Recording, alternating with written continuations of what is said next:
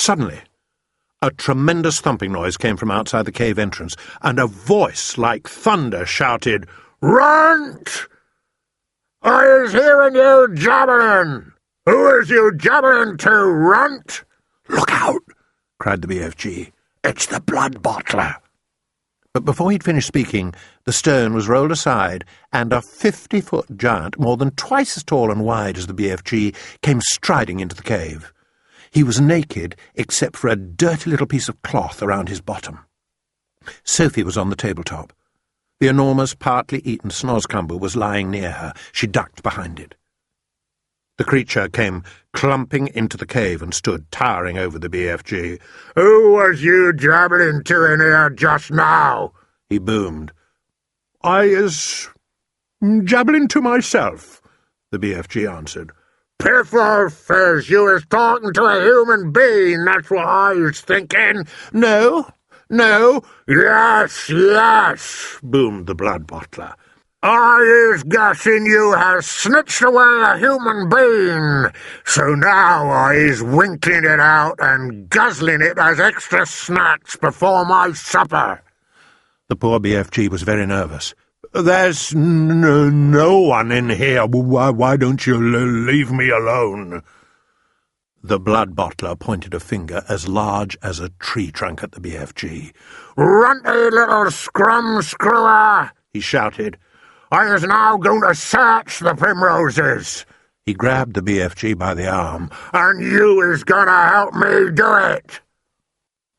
The BFG had intended to whisk Sophie off the table as soon as he got the chance and hide her behind his back.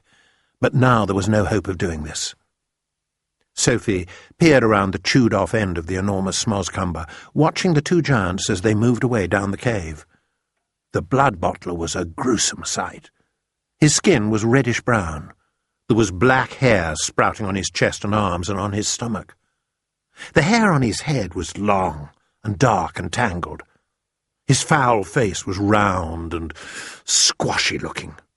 The eyes were tiny black holes. The nose was small and flat. But the mouth was huge. It spread right across the face, almost ear to ear, and it had lips that were like two gigantic purple frankfurters lying one on top of the other. Craggy yellow teeth stuck out between the two purple frankfurter lips, and rivers of spit ran down over the chin. It was not in the least difficult to believe that this ghastly brute ate men, women, and children every night. The blood bottler, still holding the BFG by the arm, was examining the rows and rows of bottles. "You and your pibbling bottles! What's you putting in them?" "Nothing that would interest you," the BFG answered. "You was only interested in guzzling human beings." "And you is dirty as a dog's waggler." Soon the blood bottler would be coming back, Sophie told herself, and he was bound to search the tabletop. But she couldn't possibly jump off the table. It was 12 feet high. The snoscumber, although it was as thick as a perambulator, was not going to hide her if the blood bottler picked it up. She examined the chewed-off end. It had large seeds in the middle, each one as big as a melon. They were embedded in soft, slimy stuff. Taking care to stay out of sight, Sophie reached forward and scooped away half a dozen of these seeds. This left a hole in the middle of the snoscumber, large enough for her to crouch in so long as she rolled herself up into a ball. She crawled into it.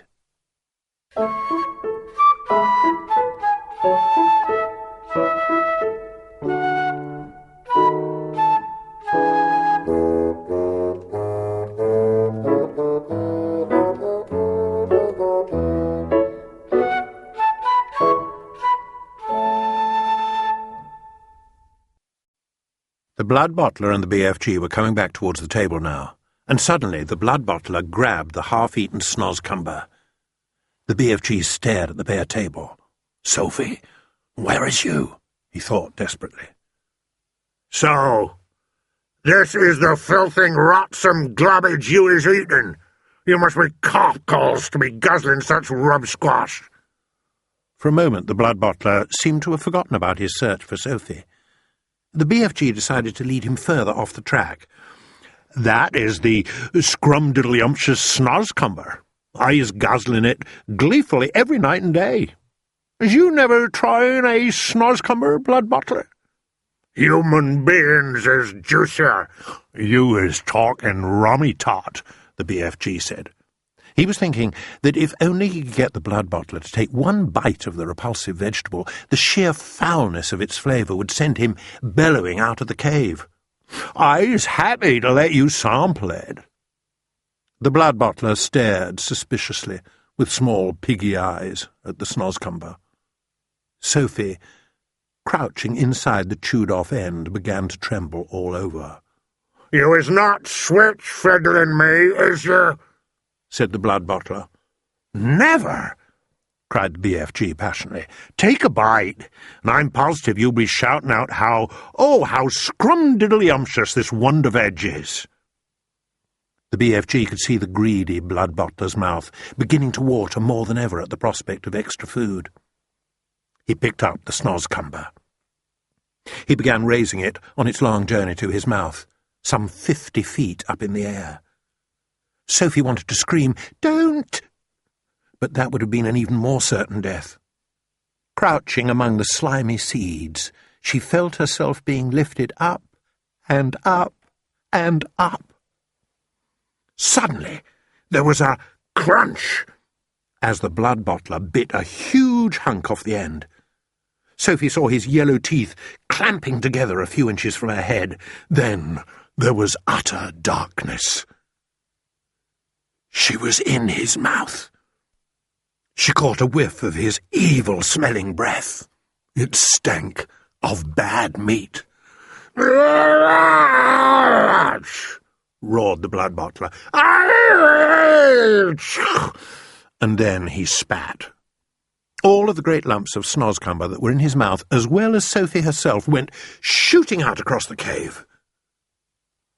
If Sophie had struck the stony wall of the cave, she would most certainly have been killed. Instead, she hit the soft folds of the BFG's black cloak hanging against the wall. She dropped to the ground, half stunned. She crawled under the hem of the cloak, and there she crouched. "You little swine bugger!" roared the blood bottler. He rushed at the BFG and smashed what was left of the snozzcumber over his head. "Why, you is not loving it?" the BFG asked innocently, rubbing his head. "Loving it? You must be buggles to be swallowing such like that. Every night you can be galloping off happy as a hamburger and gobbling juicy human beans." "Eating human beans is wrong and evil." "It is guzzly and glumptious," shouted the blood bottler. "And tonight I is galloping off to Chile to swabble a few human chili beans." "Horrible," the BFG said. "You ought to be ashamed." "Other giants is all saying they's wanting to gallop off to England tonight to guzzle school chidlers. I is very fond of English school chidlers. They has a nice inky, booky flavour.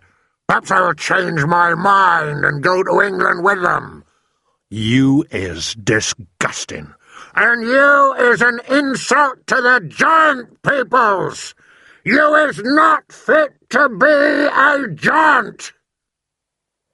And with that, the horrible blood-bottling giant strode out of the cave.